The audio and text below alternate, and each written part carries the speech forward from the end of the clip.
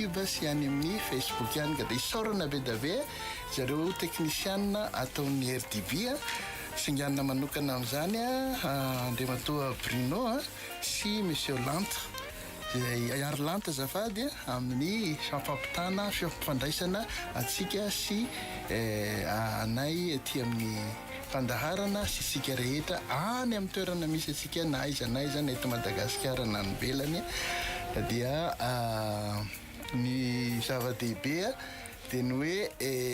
fampatsiahivana ny inona moa ny lohevitra vidin'ny ekipan'ny EVA ho an'ity taona ity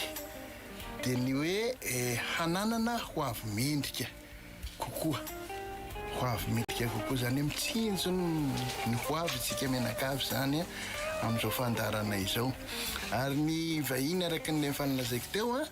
dia eo i docteur Lucie sy docteur Sylvia samy mivomera ny fahasalamana daholo izy miravavy reo faly miarabanareo tompoka. Faly miaraba ny mopera, faly miaraba ny technicienne dia faly miaraba tsika ny atokantrano any mbola tsy tara angamba miaraba sy maniry ny sorehetra amin'ity taona vaovao ity. Faly miaraba mopera Cyprien moa zany no manentana antsika eto androany, miaraba ny technicienne rehetra koa dia miaraba ny docteur Lucie. Mirary soa indrindra ho amin'ny taona 2024 engany hitondra fahasalamana ho antsika rehetra ary hitondra vokatsoa eo amin'ny fahasalamantsika tsirairay avy ny ankohonantsika ity fandaharana EVA fahasalamana ity. Saotra betsaka anareo miravavy adiniko tokoa ny teny hoe izy moa ty mpanentana ty ny mpanentana antsika eto tsy afaka zany androany fa raikitra Monsieur Njara fa dia mba naniraka amin'ny Père Cyprien izy zany mba hisolo azy amin'ity androandroany ity ka dia izay nahatongavana eto fa dia faly miaraba antsika menakavy. Ny lohahevitra manokana zany ny fidiny zareo mivoamerana ny fahasalamana dia ny hoe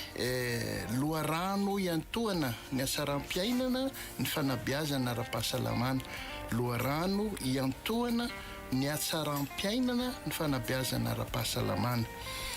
Dia fa laizantsika maloha eto koa zany ny iomananareo mpiaino ireo laharana ilaitsika mba ahafahana mifandray. Araka ny efa mahazatra moa ny tapany voalohany dia ianotsika azy mirahavavy. Ny tapany faharoa dia afaka miditra mivantana nareo araka ny lazaiko teo omeko le laharana ahafahanareo miditra mivantana fa afaka manoratra koa nareo dian'izao na dia tsy miditra mivantana fa afaka manoratra ka zay ngamba ny lazaiko mialoha laharana entinareo mandefa ny SMS na SMS dia ny hoe laharana aotra telotelo aotra valo valo dimy aotra aotra 2 amin'ny teny gasy amin'ny teny frantsay 033 08 850 02 zay zany SMS zay ny SMS fa afaka tsasakadiny lasaka eo moa zany sisa dia afaka miditra mivantana nareo dia reto indray ny laharana ahafahanareo miditra mivantana 2 3 telo efatra telo sivy aotra 22 443 90 na laharana anankiray koa ty roa efatra roa aotra sivy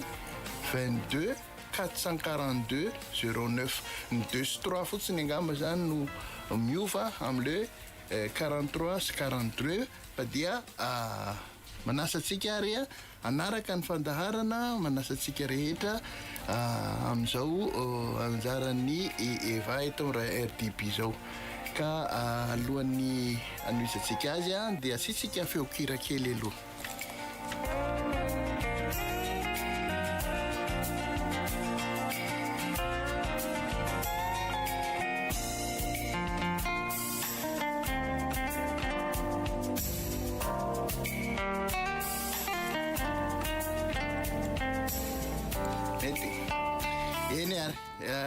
Makasitraka tany moa ny technicienne mampita ny feony amintsika any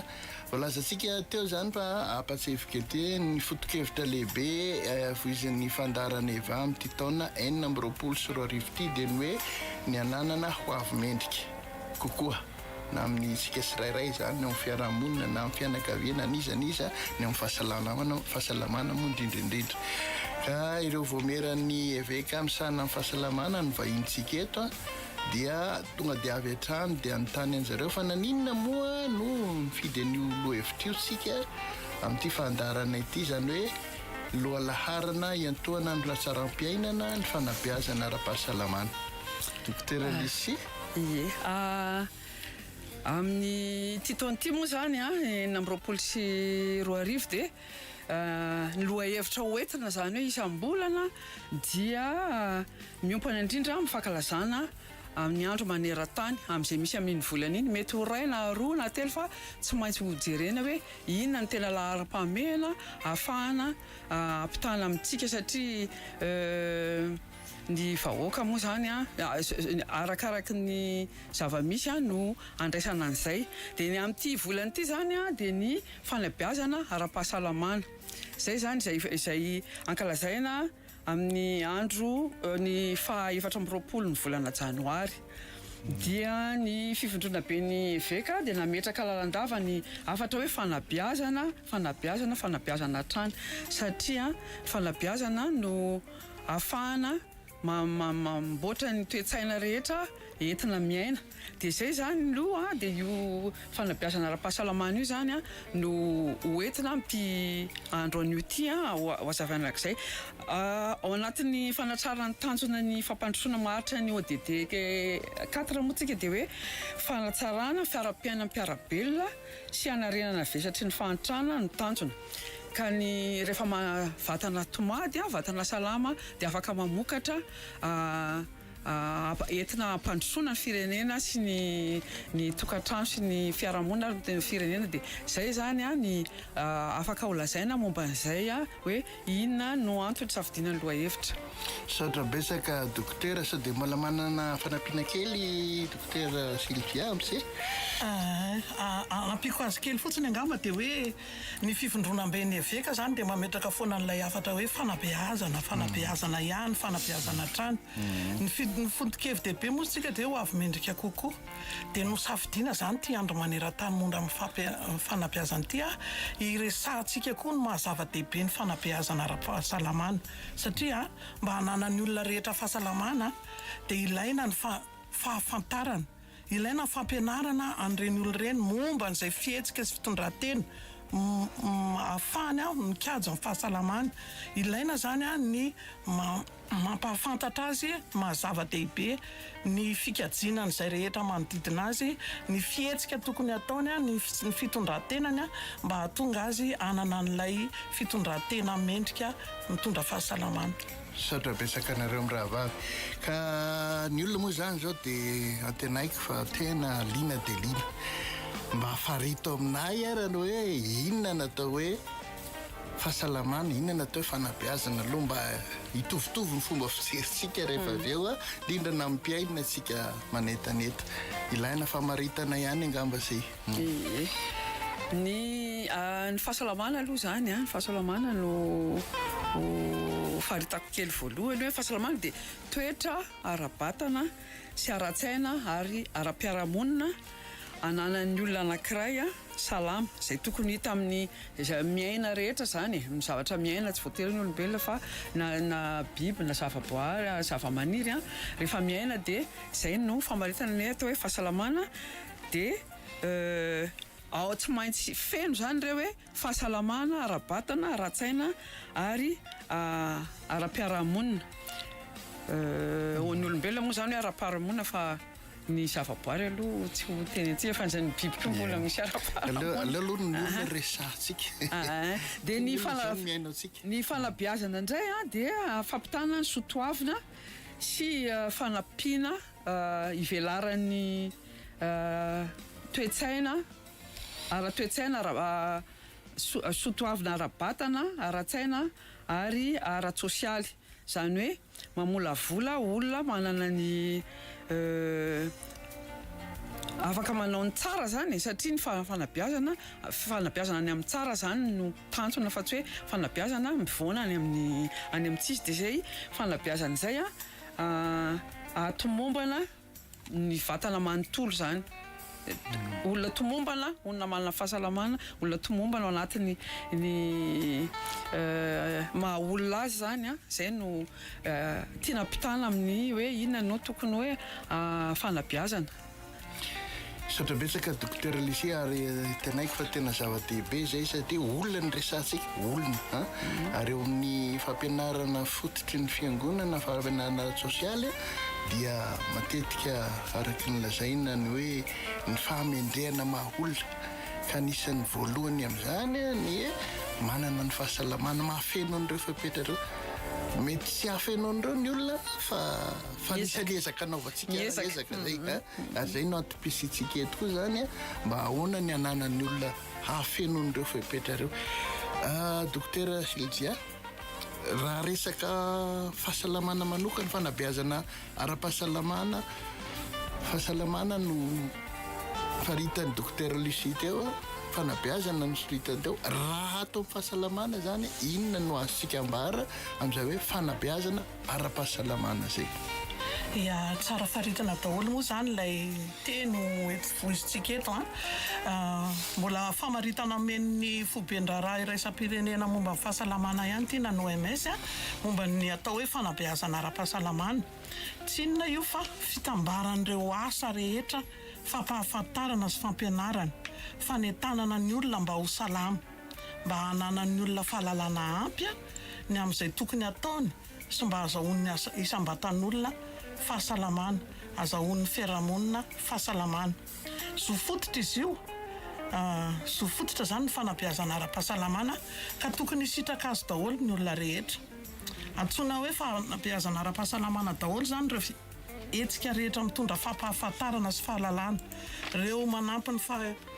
ny olona amin'ny fahaiza-manaony ary indrindrindrindra ireo zavatra mety hanova ny toe-tsain'ny olona ka mitondra azy any amin'ny fisainana sy ny fitondran-tena miova sy tsaratsara kokoa. Andresy lahatra azy zany ny mpanabe ny mpanao fanabeazana ara-pahasalamana ka tonga fahatsiarovan-tena ao aminy dia ampiasa an'ireo fahalalany rehetra noratoviny izy sy ny fahaizany mba ho any amin'ilay fikajiana ny fahasalamana ara-draviny. Azo faritana amin'ny fomba telo zany ny fanabeazana ara-pahasalamana. Voalohany indrindra dia fampianarana sy fizarana vaovao. Ny vaovao io vao marina io ary tena zava-misy tsy miteraka fikorontanana amin'ny tsirairay avy na amin'ny fianakaviana na amin'ny fiarahamonina. Faharoa dia ny fandresena lahatra sy ny fanentanana ny olona hiova amin'ny toe-java-misy iray tsy mendrika na ratsy ka miteraka ny aretina ho an'ny olona io na ny manodidina azy dia mba hiova amin'ny fitondran-tena na fihetsika mendrika kokoa ary mitondra fahasalamana ho azy. Dia misy ny fandrefesana ny vokatry ny fanabeazana natao satria tsy hoe manabe fotsiny tsika fa tsy maintsy tarafintsika koa hoe nanahoana ilay fanabeazana natao. Dia ohatra zany hoe atao fanabeazana ho an'ny olona hoe amin'ny fomba ohatra zany fotsiny ity mampiasa lavapiringa dia atononona foana mampiasa lavapiringa tsara gadraina ny diky sy ny anina fa rehefa aveo tsika tsy maintsy mandrefika io hoe nanahoana ny vokatry ny fanabeazantsika iny ka taratra zany amin'ny fiovana hitantsika eo amin'ny fahaizana sy ny fahalalan'ny olona efa nampiasa tokoa ve ny olona nanahoana inona ny zavatra nitranga tao aorian'ny fanabeazana ombenombeny. Dia ny voalohany zany dia ny toe-tsaina ny fahaiza-manaony ny fihetsiny ary indrindra ny fahalalany no entintsika manao an'ilay fanabeazana mitondra fahasalamana. Saotra betsaka dokotera, raha nanaraka ny fanazavana teo zany dia ohatra tsapako hoe misy fahadambeazana tokony atao mba hiarovana ny aretina tsy ho avy satria na dia voalaza raha hoe tsy resaka aretina fotsiny no fahasalamana fa tombombanana ozy izy dokotera Lucie teo amin'ny lafiny ara-tsaina ara-batana sy ara-piarahamonina. Dia misy zany ny hoe mialoha asoroana ny zavatra rehetrarehetra amin'ny lafiny io na ara-tsaina na ara-piarahamonina na ara-batana. Ao anatin'izay voalazanao teo hoe fanabeazana mialoha zany tsy hoe zavatra efa mitranga ny beazina fa hoe afaka mitsinjo mialoha zany. Dia misy koa nefa ny zavatra hoe efa miatra zany resaka pokstsika rehefa avy eo satria zay zao miatra hoe inona indray zany a no hoe fanabeazana mifanaraka amin'izany zavatra zany a dia tsy fantatra hoe inona nanapitsika ny olona zany a fa hoe fanabeazana zany fandraisana zavatra tsara reto dokotera reto mpanabe a amin'ny hoe lafiny ara-pahasalamana zay no ny anarany zay ny fantany a mampita amintsika mpiaina izy zany a dia anjarany ny mampahalala antsika ny tokony atao a mialoha na mandritry ny zavatra mitranga ka manontonona fahasalamana. Afaka manohy ny fanazavana dokotera Sylvia mikasika ny hoe ohatra misy moa zany ny zavatra ilaina rehefa anao fanabeazana ara-pahasalamana dia ao anatin'izay tontolon'izay dia misy ny mpanabe le olona andefa hafatra zany a dia ao koa ny olona beazina dia ao ny misy hafatra ho ampitany a dia ao koa misy ny fitaovana entina ampitana le hevitra sy le fanabeazana ho atao ka resako fotsiny angambany hoe ny olona mpanabe zany tokony hanana ny fahaiza-manao a manana fahalalana ampy a ahafahany mampita ary fahalalana marina koa fa tsy hoe satria manabe daholo fa sao dia mibilikany amintsisy fa zay anatin'ny charlatan ao anatin'ny tena hoe norme zany hoe anatin'ny tena izy a dia mafehy ny hevitra ampitana dia olona ekeny fiarahamonina koa ohatra moa zany raha ny fahasalamana moa zany dia ao ny dokotera ny sage-femme sy ny reny moa zany efa nomena fampifanana momba an'izany a dia reny moa zany tsy maintsy hoe anome hevitra fa zao koa moa efa misy an'le AC zany hoe agent communautaire zay efa cadreny fanjakana ihany a ahafahana mampita arak'izay tandrifiny koa fa tsy hoe isolon'ny dokotera izy akory a fa efa misy mifampitana an'ireny dia eny aniovin'ny fiarahamonina indray moa zany a fanabeazana dia indrindra ao ny iray aman-dreny ny zokola sy ny ray aman-dreny ao an-trano zany hoe miainga avy ao an-trano koa ny fampitana ny zavatra mety sy tsy mety zany hoe ny ray aman-dreny manana rôle zany hoe manana zavatra tokony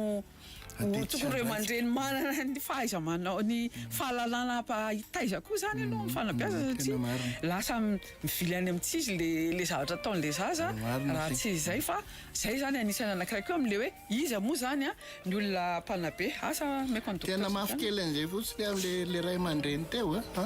araky ny tia fandaharany eva ary ao anatin'ity fandaharana ty koa ary zareo mivoamerany momba ny fianakaviana ka ny fiangonana dia tena manamafy misy ny hoe kolokoloina ny fianakaviana misy ny fifakire omanina zany ny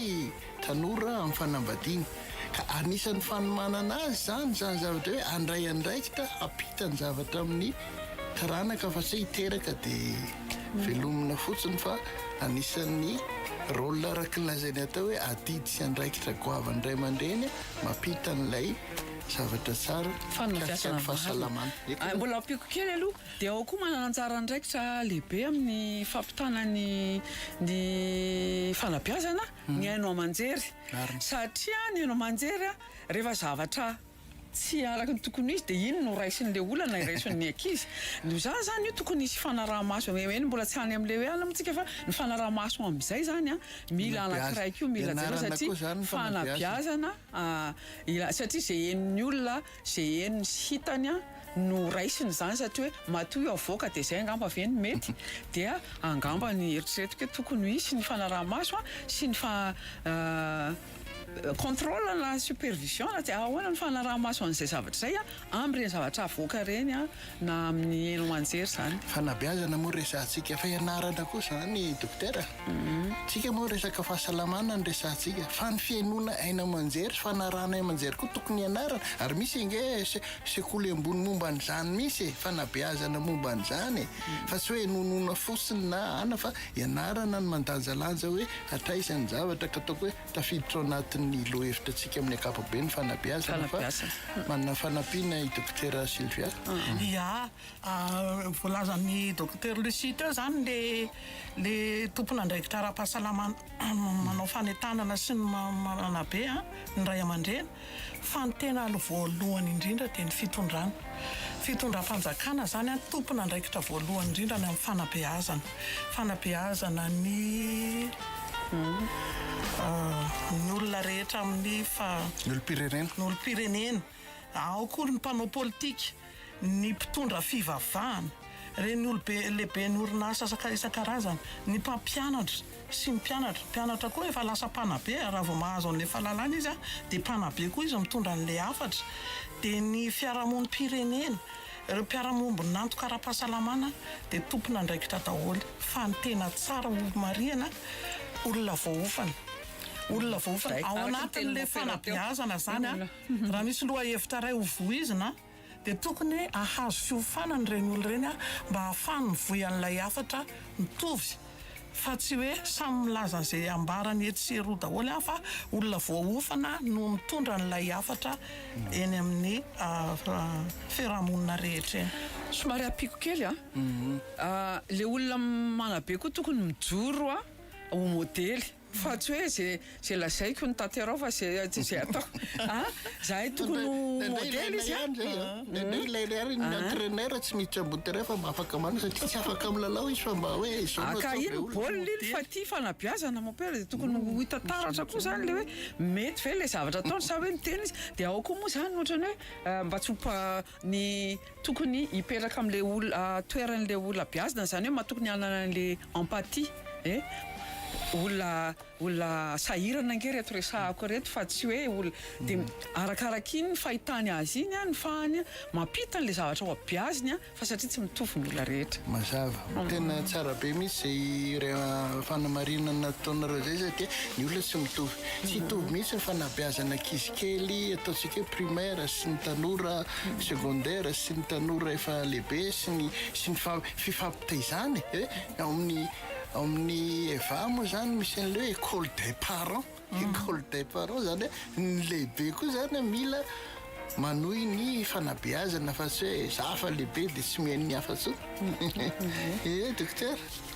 singa manaraka angamba ny akoatran'ny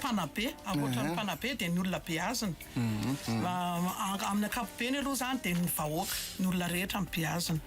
nefa arakaraka le loha hevitra hoentina anabeazana koa dia misy sokajon'olona voafantana indraindray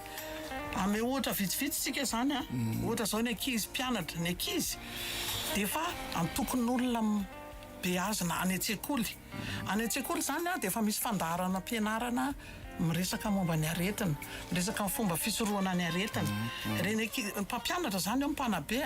dia ny ankizy dia efa olona beazina koa zany ohatra ny ray aman-dreny amin'ireny fotoana ny vaksiny reny sokajon'olona anankiray koa zany beazina ny ray aman-dreny amin'ny fitsonjovana ny fahasalaman'ny ankohonany dia mandritra n'ireny fotoana etsika faobe fizarana fanafody faobe reny zany eny an-tsekoly dia beazina ny ray aman-dreny beazina koa ohatra ny vahoaka ao anatin'ny farim-piadidiana anankiray raha ohatra misy valana aretina satria tsy afaka hoe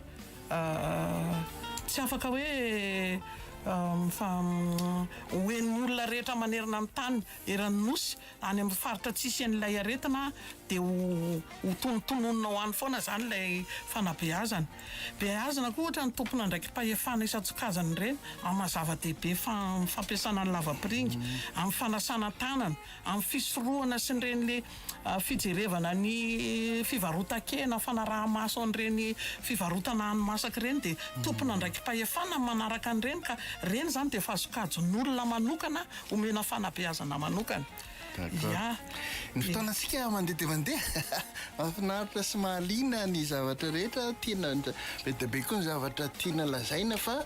somary hiverina kely amin'ilay zava-misy ankehitriny misary mandigandigana kely moa zany mialatsiny satria zay ny actualité zay ny zava-misy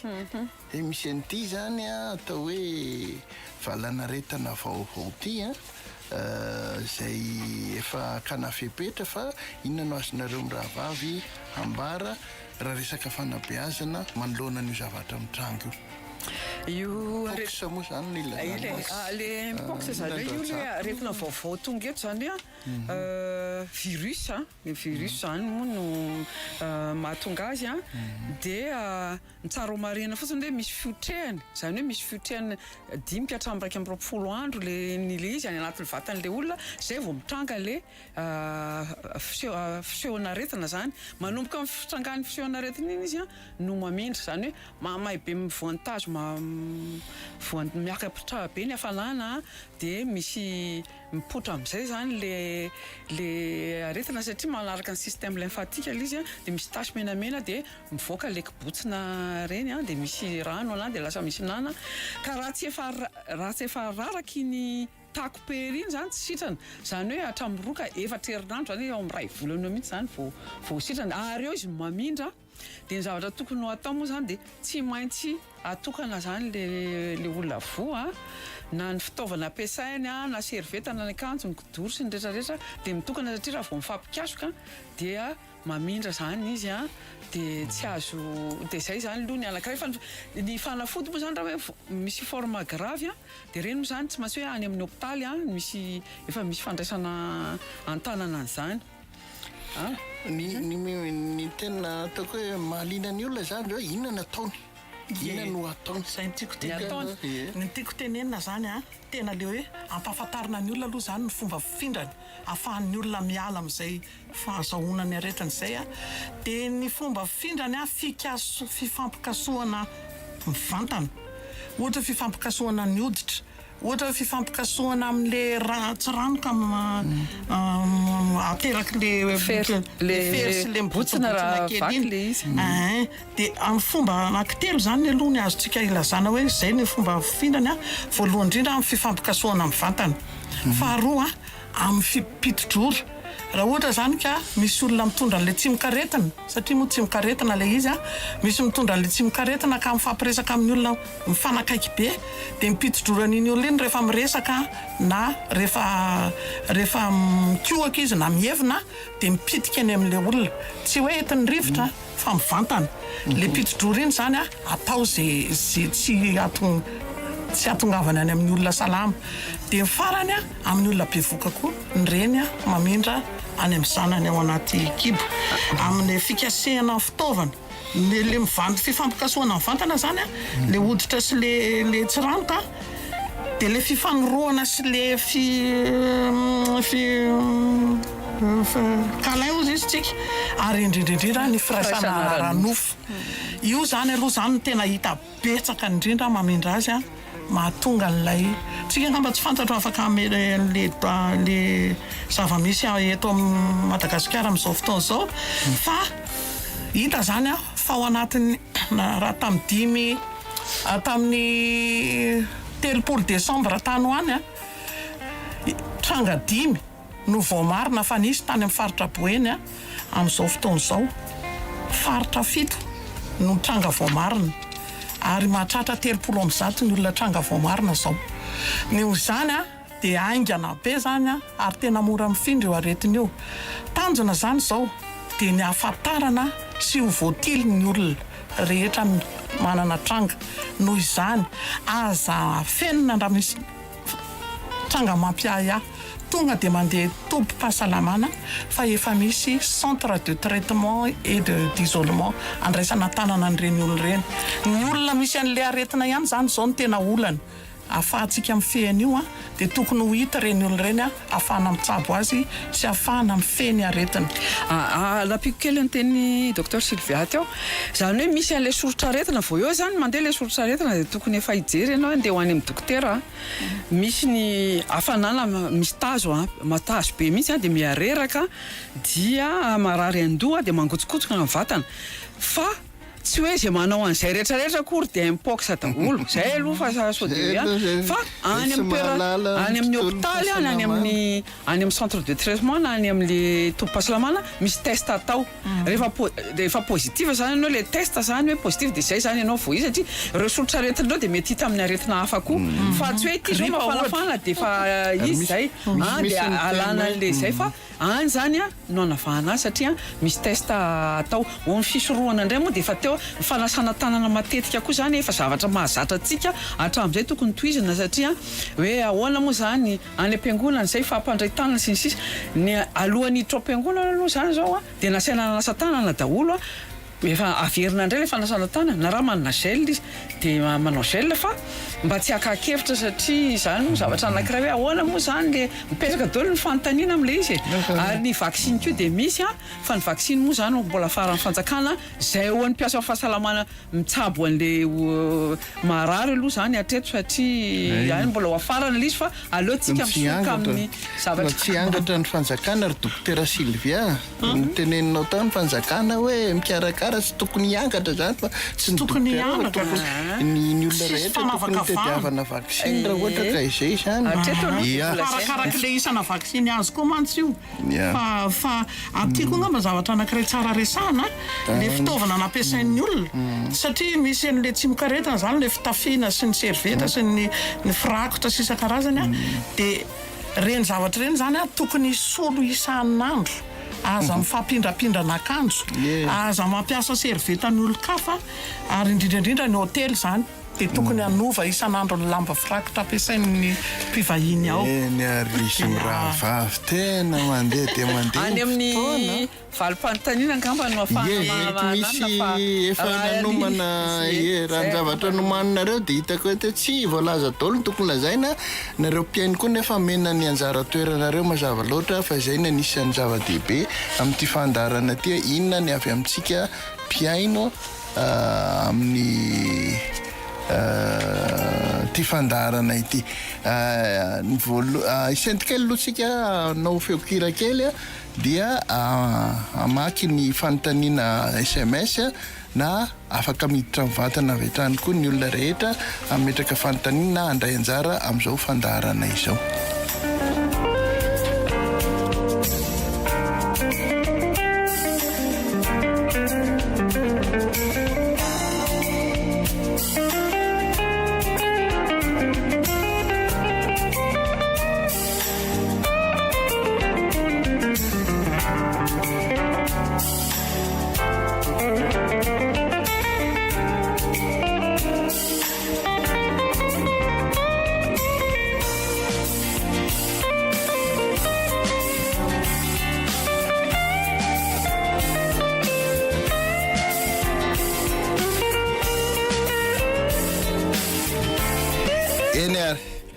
Dia afaka miditra mivantana itsika mpiaino ampatsivoko kely aloha lay laharana ahafahantsika miditra eto 22 443 90 22 442 09 ny SMS moa dia zanay vakina tsikelikely eny tiako fanabeazana ty hitanareo rehefa misy fanabeazana fandarana anankiray toy izao dia misy lohahevitra hoe fahasalamana sy fanabeazana ara-pahasalamana fa ny fanontaniana zany tokony hifanaraka amin'izay le fanontaniana alefanareo ty moa zany vakiko ihany ty dia ataoko hoe tsy mifanaraka loatra amin'le zavatra resantsika eto fa ngamba tsara manatona mpisabo foana zay ny tena vahaolana hoe salama tompoko zao bevoka roa volana zaza voalohany tena tsy tia rano sy vary aho tsy tia zavatra misy menaka ihany koa indrindra fa hena sakay ihany mba zavatra tiako zavatra masisika mety tsy mampaninona ve le fihinanana izany sakay saotra tompoka amalina rasa sy izy moa zany zaza voalohany roa volana tokony efa manana ny sage-femme mpanaramaso azy izy dia tokony misy koa dokotera manaramaso azy zay mitsabo ny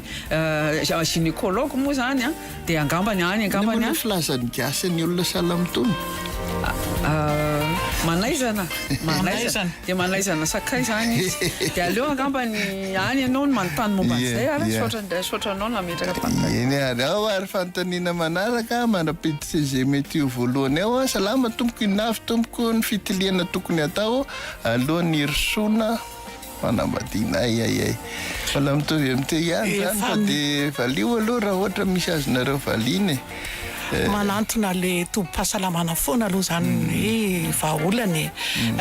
any zany a efa misy mpitsabo a mahafaka manoro hevitra anao hoe reto avy ny fitiliana tokony atao ho an'ny mpivady alohan'ny fadiny. Ya salama Eva, tokony ny tanora rehetra ny mandray andraikitra mba ananana ho avy mendrika merci jiaby. Miasa moa zany tolo-kevitra Awary, misy miasa atsika. Salama tompoko, dia tonga soeto amin'ny fandaharana Eva RDB ianao. Allô? Nenanao a? Asa. Ye, eny tompoko. Ya, Rododo Bosco. Ye, fandaharana Eva tonga soeto ianao. Nenanao zahay. Miarabatsika miarabanareo rehetrarehetra amin'ny fandaharana. Ndraikely anamaso kely fotsiny fa mahafinaritra le lohateny zavatra tsapanay ity fotony zany te anamafy fotsiny zany fa tsapanay ity fotony amin'le zava-misy amin'ny fanabeazana ara-pahasalamana. Allô? Maeno. Toizo. Dia fantatra fa miaraka voalohany indrindra amin'ny resaka fampiroboroboana ara-pahasalamana dia amin'ny resaka fanabeazana. Tena mafy zany hoe isika mpianatra ao anatin'ny fanabeazana, ny mpampianatra, ny mpianatra, ny pastera, ny Ray aman-dreny aza dimy. fahasalamana koa ao anatiny dia tsy tokony hanao ambany zavatra amin'ilay fanabeazana. Fa iny zany hitako hoe hitanay aty amin'ny fotony aty hoe io zany tsy ampy amin'ilay olona ka mahatonga an'ilay olona marivotalofana amin'ny fandraisana an'ilay fahasalamana. Dia rehefa tsy ampy ilay fanabeazana dia ohatra sarotra be ho an'ilay vahoaka mihitsy zany mino an'ilay fahasalamana. Ny exemple anankiray fotsiny zao tamin'ny andron'ny Covid. Ilay olona zany tsy ampy fanabeazana dia mifiheverana an'ilay Covid zany zavatra tsy nisy ohatra hoe zavatra angano. Rehefa tena tonga nefa n'ilay izy dia zay izy voataitra. Ka ny tiako amakrisiny eto dia tsora fotsiny hoe ny fanabeazana ny tokony ataon'ny fanjakana voalohany raharaha mihitsiny. Io zany tena antoka fampiroboroboana ny firenena amin'ny akapobeany. Amin'ny akapobeany io zako na amin'ny exemple anankiray fotsiny koa zao ohatra zao eny mahatonga ny accident be dehibe nge satria fanabeazana dia tsy ampy loatra. Ilay mpanao taxi moto zao ohatra ilay mpadeha motara moto terrain dia tsy ampy fanabeazana izy ka manao foana. Ka eto zany ny fanabeazana mihitsiny no mila fitorona akitoboana ataraina dia mila motivation izy fitenena zay ireo mpanabe rehetra na mpanabe tena ara-mpampianatra na mpanabe amin'ny ara-pahasalamana koa zany mpikabo rehetrarehetra zany tokony motivena tsara mihitsy raha tiako groupe satria ny fahasalamana no voalohany antoka fahazitany zegny fa rehefa vatana tsy salama tsy afaka noho n'iny vatana tsy salama tsy afaka hivanaka vatana tsy salama tsy afaka noho n'iny zay nama amin'ny akapofa dia zay ny tikonena fotsiny fa dia misotra betekatsika rehetrarehetra ny eny zany misotra betekatsika amin'ny fandraisana sotranao fa maroladolo voalazanao tao ny mpalabe moa zany dia tokony hanana ny fahaiza-manao zay tandrify azy ny mpampianatra koa zany satria ny ray aman-dreny moa zany dia ny mpampianatra satria le zaza ohatra hoariko satria ny fanabeazana miainga any amin'ny ankizy zay zavatra omenao azy no raisiny satria zay rehefa kely menao azy dia zay iny kely iny ihany no raisiny voanany amin'tsizy dia zay koa no raisiny no zany ny mpanabe rehetra zany tokony hanana an'le zavatra omena ara-dalàna sy tokony ara-pahasalamana. Ia, antitra niterina mihitsy zany ilay hoe tsy han'ny mpiasa amin'ny fahasalamana rehetra ny fanabeazana ara-pahasalamana. Misy an'le mpanentana ara-pahasalamana moa izy tsika na le agent communautaire afa mivoalaza teo reny zany aloha zany efa voahofana manokana momba ny aretina nresahanao teo le Covid. Fa zao tsika zao misy aretina valana aretina hafa indray tsy tokony ny mpiasa amin'ny fahasalamana rehetra no mivoy an'io manaben'ny olona amin'io aretin'io tsy ampy raha ohatra ka ny mpanentana ara-pahasalamana irery satria marina tokoa ny teninao fa le olona zany tena mila hoe olona toteny zany misy olona dehibe toteny ao an-tanànao reny président pokotany reny mpitondra fivavahany reny le misy loolona misy an'le hoe ampanjaka koa ara reny tena enon'ny olona ny zavatra resahany de reny olona reny zany tsy haiko hoe motivation ahoana moa zany na efa motive ara-bojanary zany reny olona reny satria olona mpitondra vahoaka ny mpitondra fanjakana moa zany de efa tsy resahana tsony ny mera sy ny solombavam-bahoaka sy ny mpanao politika rehetra reo de tokony voy an'ilay fanabeazana daholy nefa kosa manamarina tsara n'le zavatra ho resahana fa tsy andeha ampitahotra na ampiororo indray ny olona fanabeazana sy ny communication moa zany fifandraisana satria communication no ataony tanany amin'le olona fa tokony anana an'le fahaiza-manao koa zany izy arak'le izy fa so diso koa le zavatra marina zay tia valalatsy atanana tsy atolo-jaza tompoko zay raha zavatra tsy hainao ipenipenitenina zay zao tsy niditra momba ny dokotera sy ny namany fa de mba hoe ny fomba azo tenenay de arao ny toro-hevitry ny dokotera fa zay tsy afaka manao zao ny fitsaboana satria voafetra ihany mitombona le ao ary misy olona miantsa ampidiritsika avy hatrany salama tompoko manahoana tompoko mba fanontaniana satria mampiororo le aretina nanakely le radio fa misy akony le radio nga tsy fandraisana fifampikasoana fa ny zany mba tiako anontaniana hoe moka sy ny parasy manahoana hoe mamindra pox ave manarak'izay mba fanontaniana kely koa hoe misy resaka vaksiny aiza ho aiza le resaka vaksiny misy antenaina ve sotratoka besaka anao ampatsahivina kely vetivety indray raha aloha le fomba fifindran'le aretina teo fomba anankiroa satria ozy tsika hoe aretin'ny biby le izy biby voalohany zany aretin'ny biby makany fifindran'le aretina avy any amin'ny biby maka amin'ny olona amin'ny alalan'ny rangotra ny kaikitra ny fifampikasoan'ny biby mitondra ny tsimokaretina tsy moka sy ny parasy reny aloha zany tsy ao anatiny fa le gidro ozy izy tsika na manqué ozy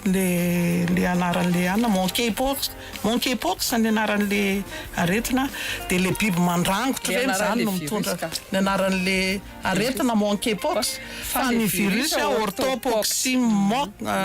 anna mahatonga an'le hoe mpox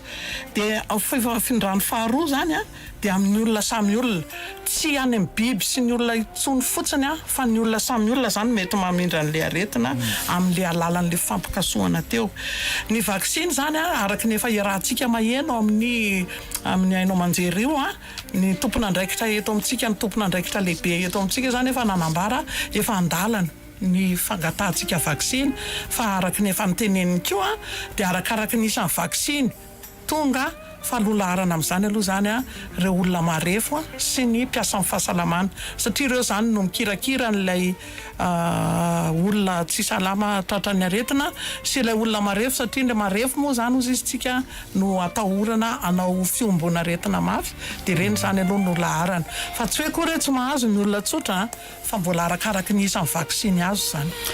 fanampiny kely ao avery koa gamba le soritra aretina teo ny fifindrana teo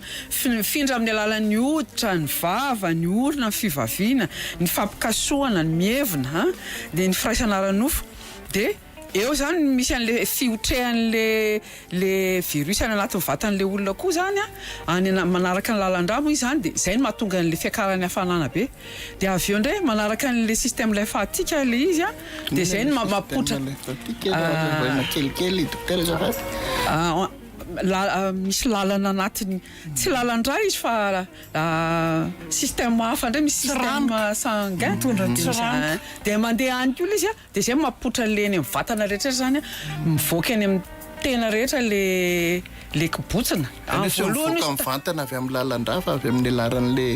satria fa miparitaka anaty vatana fa mampakatra ny hafananao amin'le izy miditra any anaty lalandra de miakatra ny hafanana fa any anatin'le système lymphatique lazaiko teo no mapotra azy any amin'ny manao tasy menamena de avy eo mibotsina tselikely ary hatramin'ny felatanana ny felatongotra misy daholo zany amin'ity de le izy zany ao anatin'le fiotrehany io mbola tsy mifindra aloha fa rehefa mampotra le hafanana eo zany manomboka soritra aretina manomboka eo izy no mamindra mandra-pahasitrany any amin'ny ray volana any la 2 ka hatramin'ny 4 herinandro vao sitrana dia iny zany le tsy maintsy mitokana aloha fa tena zay zavatra kasihany rehetra zany na vaky le felo zany le ranony iny dia mifindra amin'le olona dia misy atody taribo koa moa zany le olona zay ny anavahana azy satria amin'le système l'Afrique mivoto le atody taribo zany dia zay no mila fantatry ny olona hoe ohatry ny ahoana izy ny mamindra dia misy ny tena atahora zany hoe fe misy maty ihany fa 5% 500 ny zaza ary 100 ny olon-dehibe ary ny tena tandremana indrindra ny ahitana andreo dia amin'ny olona marefo izy moa natao olona marefo vehivavy bevoka ny olona manao marary vo zany hoe manao insuffisance rénale dia eo koa ny olona voan'ny diabety zay tsy voarindra zany hoe tsy milamina ny anao zany raha olona diabetika tokony ho stable daholo foana zany ny diabetenao zay le izy fa tsy hoe ohatrany hoana dia ho ny olona koa mitondra ny tsy mikaretina VIH zay tsy voarindra na tsy voalamina zany hoe tokony tovy amin'ny ny hery fiarovana zany tokony miakatra zay le izy satria ohatra ny virus rehetrarehetra io rehefa miakatra ny hery fiarovanao dia afaka efa tratsy ianao aloha fa mba moramora ny voanao anatin'le fasitranana zany fa tsy hoe kory ho sitrana satria virus dia zava-dehibe zay aty angamba mety andrasan'ny olona rehetra ho anareo inona le hery fiarovana satria fantatsika tsara fa tsy ahitana dokotera daholo na iza tsy ampitombom-pahasalamana daholo nefa possible mety ho voan'izany ny any ambanivohitra rehetra mieritreritra ny olona amatsika sy ny avatsika rehetra ny ambanivohitra sy any amin'ny toerana lavitra fitsaboana any lazao le hery fiarovana fa mety ananany zay mila ampiakarina zany ny hery fiarovana inona le hery fiarovana alohan'ny amaliko amopera angamba mbola tiako antitranterina kely hoe aiza no misy an'le tsy mikaretana anatin'ny tsiranoka rehetra ao anatin'ny vatan'ny olona ao zany le izy ao anatin'izay ny rora ozytsika teo ao anatin'izay ny tsironaina ao anatin'izay ny atsembomana ao anatin'izay zany rehefa mety tsiranoka rehetra mivoaka amin'le olona noho izany zany atao zay tsy ifindrano amin'ny olona anankiray tsy mifanoronoroka zany tsy mifamipina tsy mampitombo misy mantsy an'le tanora manana an'le fomba fiaina maro be ny partenairany dia io zany ny tena tsapa ankehitriny fa mampitombo be an'le isa satria ao amin'ny salataona ny 420 taona eo daholo zany ny akamaroan'le olona misy an'le tranga vao marin'ireo dia noho izany zany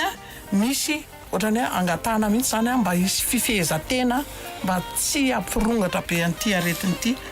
dia manaraka an'izay zany le hery fiarovana ozy fampiakarana be dehibe aloha zany akoatra ny sakafo le sakafo aloha zany no tena voalohany fampiakarana hery fiarovana ny betsaka fantatritsika misy an'ireny vitaminy legioma voankazo fa ny fomba fiaina koa anisan'ny mampiakatra ny hery fiarovana ianao zany tsy tsara hoe miaro-tory be foana miasa fatratra be satria raha ohatra ianao zany efa miasa tontolo ny andro dia raha alina ianao mbola miaro-tory dia avy eo ianao mbola manao asa mafy be indray dia midina le herim-batana ara-boatsanahary ao aminao dia mampatonga n'ilay aretina ilay tsy mikaretina irongatra be ao aminao fa tsara zany mba raha misy ny fomba ahafahana manampy mihinana vitamina mihitsy ny tiako tenenina akoatra n'le any ambavohitra aloha zany dia ny voankazo ny zavatra naturel legioma sy ny voasary-makirana anamaintso fa rehefa ao anaty valana aretina ohatra zao tsika dia raha misy fomba kely satria tsy dia lafo loatra koa ny ren'le vitamine C sy ny any reny dia mba somary boostena ozy tsika le mamafisiko kely amin'le voankazo legioma teo voasary makirana ny anamaintso misy vitamine C dia misy ny atao hoe polyphénol moa zany zay mampitombo ny sela fiarovana dia tsy adilo koa ny mihinana protéine zany hoe mihinana ny protéine ampy toy ny atody ny trondro lafo reny fa dia tsy maintsy tsaramaso zay manamafy ny hery fiarovana ny anticorps dia minéraly ilaina koa ny zinc ohatra zay manaka ny fiparitahan'ny virus ao anatin'ny voanjo ny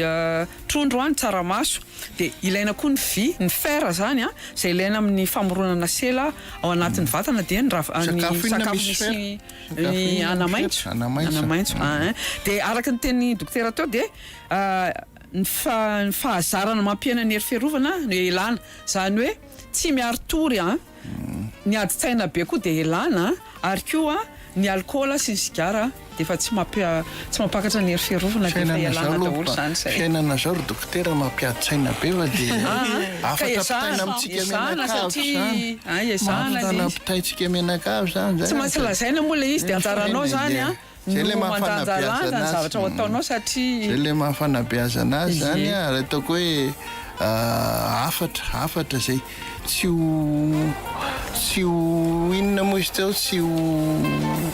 misy dokotera daholo amin'ny toerana rehetrarehetra tsisy vitamine C daholo fa dia zay le afatra dokotera teo zay zany nampitaina amintsika satria mifampitaiza antsika mifanampitsika amin'ny hoe inona ny fomba iarovana aloha misy fanabeazana mifanaraka an'izay dia aza manao vizaka zany fa rehefa vizaka atsika dia mora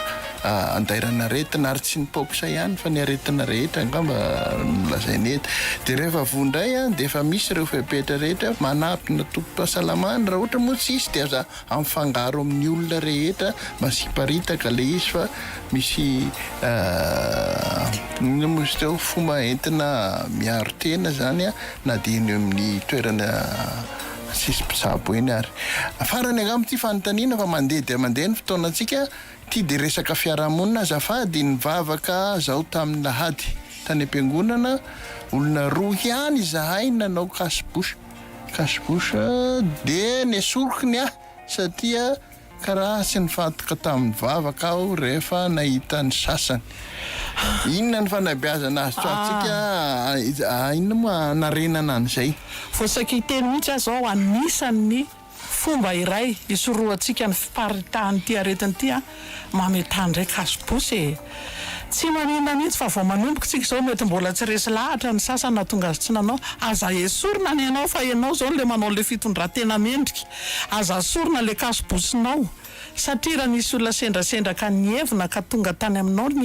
na ny kohaka ka tonga tany aminao mpitodrorany dia tena tonga any aminao le aretina aza atao manahirana ny sainao zany hoe ianao rerina na mbola ianao rery raha fa tsy misy olona roa fa na ianao rery ara aza asorina fa ianao zay le manao fitondran-tena menaka ao anatin'le fomba isoroantsika azy zany dia ao anatiny aloha ny elanelana zany rehefa miresaka aza dia mifanakaiky be zany rehefa miresaka fa basina elanelana ohatra nataontsika tamin'ny covid ireny dia tapenana amin'ny lantotsandro indray ny vava rehefa mikohaka na mihevina mba manana fitondran-tena mamerina an'ireny indray tsika mametaka kasibosy indrindrindrindra any anatin'ny tony fitateram-bahoaka tony ao anatin'io zany dia tena tsy fandrenesana tsy fakahitana ny fievonana sy ny kohaka sy ny rehetra voalohany aloha miaro tena ianao dia miaro ny hafa tsy mahay tsara kokoa foana mametaka kasibosy fa tsy mampifantoka zany fa tena ampandry tsara ny saina fa mety Ny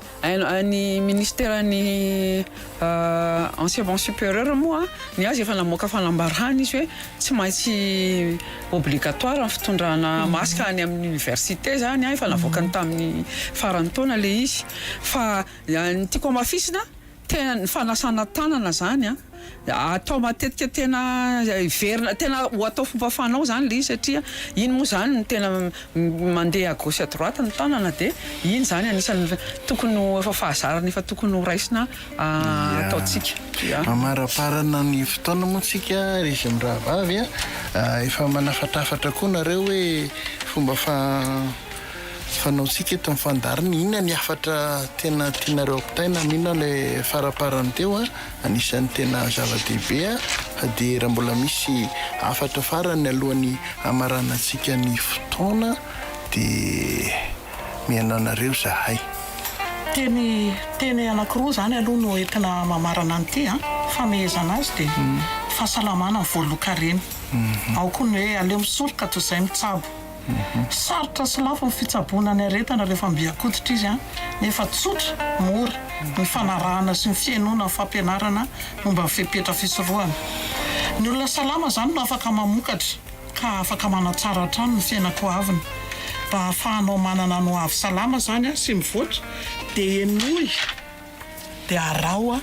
ireo afatra eninao amin'ny fanabeazana ara-pahasalamana amin'ny ainao aman-jery samihafa azo antoka amin'ny voizin'ny olona voafantina le olona tompona andraikitra amin'ny sehatra ny fahasalamana fa tsy le resaka eny an-dalana sy ny tsao samihafa no ataonao mibahanao an-tsaina fa manjary miteraka orooro ao aminao fotsiny reny a ary mahatonga anao anaonao foana koa ka noho izany dia mahaiza mifantiny tena fampianarana marina mba tsy ho reo tsao reo no anakinanao fahasalamanao ka mety hahatonga anao isalasala sy ampiteraka orooro aminao ka hahatonga anao anaonao foana fanampy keliny amin'izay moa zany a tombony lehibe ny fananana fahasalamana eritrereto hoe ray volana voasitrana na inona zany ny zavatra very anatin'izay ray volana izay na ny fianarana na ny asa dia aleo misoroka toy izay mitsabo sady ianao sahirana no marary ka noho izany zany aza misalasala aza matahotra aza misalasala manatona tombom-pahasalamana raha misy an'ireo fambara ireo a fa tsy voatery hoe impox ianao fa rehefa hita amin'ny testany zany vao hita hoe io zany ianao fa marary le izy a dia manatona tombom-pahasalamana amin'ny raha vao misy sorotraretina amin'ny hitanao dia hoantsika izay mahalala sy izay naheno a afaka mifampita koa sy mifampianatra mba milaza n'izay tsy mahafantatra mba manazava ampitiavana ny izany rehetra izany satria tsy ny olona rehetra no mihaino antsika izao tsy ny olona rehetra no mahafantatra fa ianao ary mba zavatra marina koa no ampitanao araka izay voalaza teo a na afaka miantso manontany hoe ahoana tsara moa izy na manontany ny mpiasa fahasalamana fa mba mifampita sy fampianatra mifanabe any anaty fiarahamonina any satria ny tsika mipetraka anaty fiarahamonina raha misy vonga eo tsika ihany no voa dia no zany a mifampianatra mifanabe ao anatin'ny fiarahamonina zay angamba ny teny farany misy ny laharana zany antso azo atao raha sanatria ianao mahita tranga mampiaya any anaty fiarahamonina any satria zay moa le zava-dehibe ny ahafahana mitily an'le tranga mampiaya rehetra dia miantso an'le 910 zay zany no afatra napetraky ny lehibe atsika ao amin'ny ministera ny fahasalamana hoe afaka miantso an'le 910 zany miresaka momba an'izay tranga mampiaya zay satria ireo olona tanjona zany dia avoatily an'ireo olona mampiaya rehetra saotra betsaka dokotera Lucie saotra betsaka dokotera Sylvia saotra betsaka nareo mpiainy rehetra koa nandray anjara ary tsy amban'ny fisaorana itolorana misaorana nareo tekrisianina sy mpiaramiasa nampitany zany tamintsika rehetra atsipy ny tady atandroko ny omby atsipy ny teny ampony mahalala adiny ray ny fotoanasika betabe ny zavatra mety mbola tsy voateny fa raha fitinina dia hoe sika olombelona dia tokony hanana fahasalamana ary ny fahasalamana dia tsy arabatana sy hoe tsy fisian'ny aretina fotsiny fa fahasalamana ny ara-tsaina maha-olombelona tsika manontolo zany saina vatana fanahy ka mila fisonjovana mialoha ny ananana fahasalamana rehefa miatra indray ny fahasalamana tahaka ny poksanondrazatsika teo dia misy koa fiesika ifanapitsika ifanabeazana tsika ka dia antenaina fa horesika ny aretina ary anana ny fahasalamana zay no raha ritsika ao tsika menakava dia misaotra betsaka sika rehetra mametraka ny veloma mandra-piaona amin'ny heriny anio indray veloma tompoko veloma misaotra mopera